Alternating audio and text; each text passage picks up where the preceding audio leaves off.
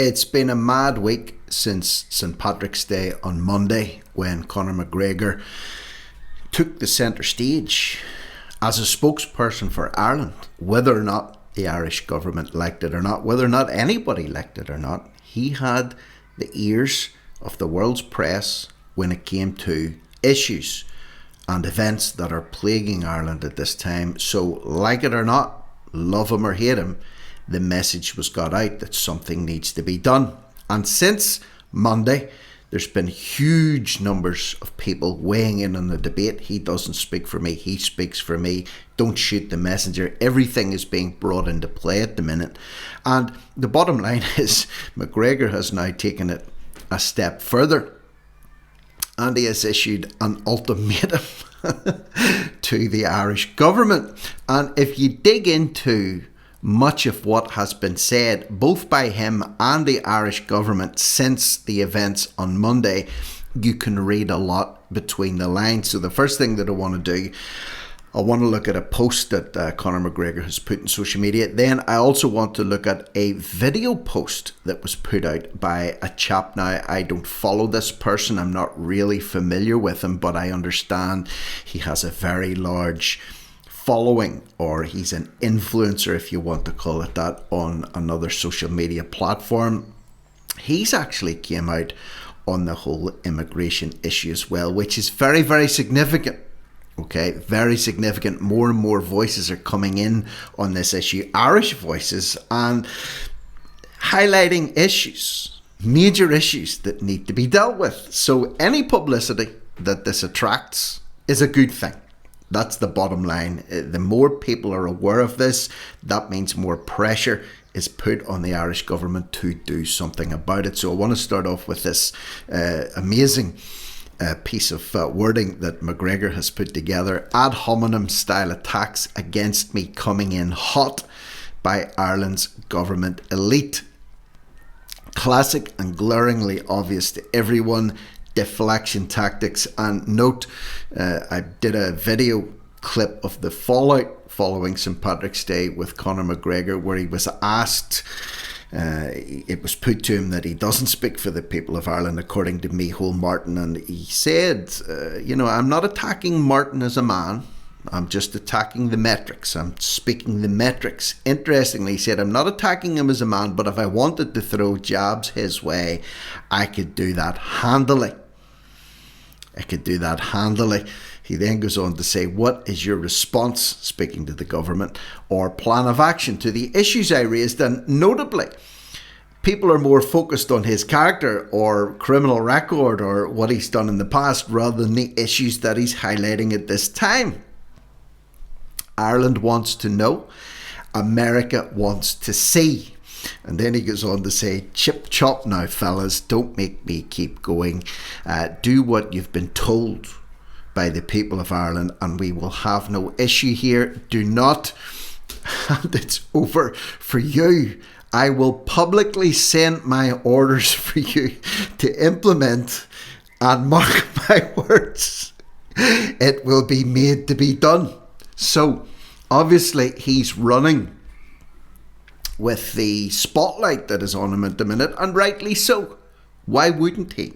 He's heaping more pressure on the Irish government and coming out with great rhetoric here, as if to say he's snapping his fingers, and if they don't jump as high as he tells them to jump, mark my words, the orders need to be implemented and he will make sure that they are done. So he goes on to say in the same message, you have 12 days. Now this was published yesterday, I understand, so now the clock is ticking, according to Conor McGregor. 11 days the government have left. You have now 11 days to present a clear plan of action on number 1, dismantling Ireland's human trafficking racket. And there is one. They didn't mention it. They didn't say, we don't have a problem. They just attacked him. Ad hominem attacks on him.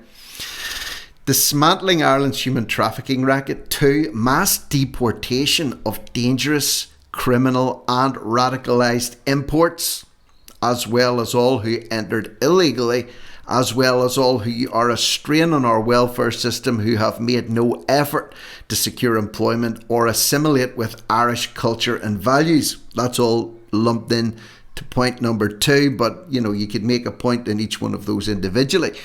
Number 3, stringent border protection adjustments to stop this from ever happening again. So those are his orders to the Irish government, and the clock is ticking. They have 11 days left to implement the orders. He then goes on to say, be the hero and save yourselves, save Ireland, or my direct plan of action that Ireland and America wishes to see implemented will come in on White House paper attached with my signature. So he's given the government the ultimatum. They've got 11 days to do what they're told to do, or if they don't, there will be consequences, and he will issue further directives with his signature on White House paper. So you've got to see them all scurrying around discussing what this could possibly mean. Is it all puff? Is it all blow? Is it all smoke and mirrors? Well, one way or the other, we're going to find out in 11 more days' time. So just thought I would bring attention to that business concerning Conor McGregor. This is the other chap I was talking about. I think his name is Garon Music. So you can see he has an Instagram account, but he is taken to the airwaves also. He's not a fan of Conor McGregor, but he admits that the issues that are being highlighted by McGregor, you can't ignore them. Now, there's other things that he'll say in this video that I don't agree with where he's coming from, but again, I don't need to, and neither do you. The fact is, it's another voice making a statement to say that undeniably immigration is a problem in Ireland, the way that it's currently being handled and managed. So let's hear what this guy has to say, and you can leave me your thoughts in the comments section below. He's a good person. I don't think it's particularly hard to find evidence of that. But it doesn't surprise me in the least to see a lot of people agreeing with what he was saying. There absolutely is an immigration issue in Ireland. That doesn't mean that people feel like we shouldn't take the refugees that we're able to take. It doesn't mean that people feel like people shouldn't be able to come here for better opportunities. But the systems that we have in place are being taken advantage of.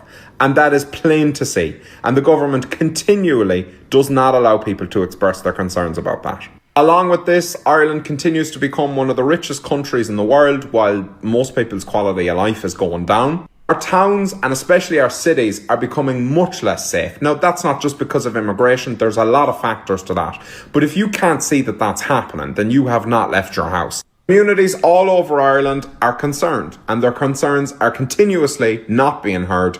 And when you continuously suppress what people are feeling, you turn them towards more extreme beliefs, you increase their distrust in the government, and you push people towards racism and extremism.